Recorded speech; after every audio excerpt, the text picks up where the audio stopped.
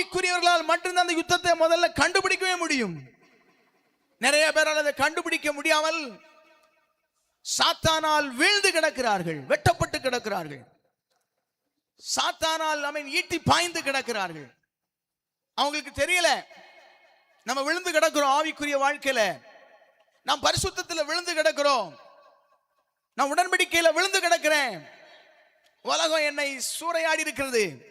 சாத்தான் என்னை ஸ்தோத்திரம் என்னை வீழ்த்தி இருக்கிறான் என்று தெரிய கூட செய்யாமல் நல்ல உலக வாழ்க்கை வாழ்ந்துட்டு இருக்கிறாங்க. ஆவிக்குரியவர்கள் என்று பேர் இருக்கு, ஆனால் ஆவியும் இல்லை, அனலும் இல்லை. உலகத்தின் இச்சைகளில் அகப்பட்டு சிற்றின்பங்களிலே சிக்கி சின்னாபன்னமாகி ஏதோ ஒரு ஆவிக்குரிய வாழ்க்கை, ஏதோ ஒரு வாழ்க்கை வாழ்ந்துட்டு இருக்கிறேன், ஏதோ ஒரு கிறிஸ்தவ வாழ்க்கை வாழ்ந்துட்டு இருக்கிறேன். எதுக்கோ சபைக்கு போறேன், எதுக்கோ வாரேன். அல்லேலூயா சொல்லுங்க.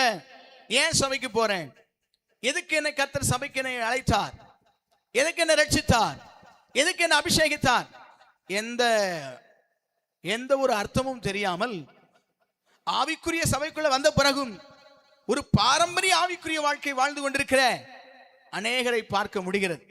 யார் பாரம்பரிய ஆவிக்குரிய வாழ்க்கை வாழ்கிறவர்கள் அப்படின்னு சொன்னா, அழிந்து போகிற இந்த உலக வாழ்க்கைக்காக ஆண்டவரை ஆராதிக்கிறவர்கள் பாரம்பரிய கிறிஸ்தவர்கள். கைகளை உயர்த்தி ஒரு அல்லேலூயா சொல்லுங்க.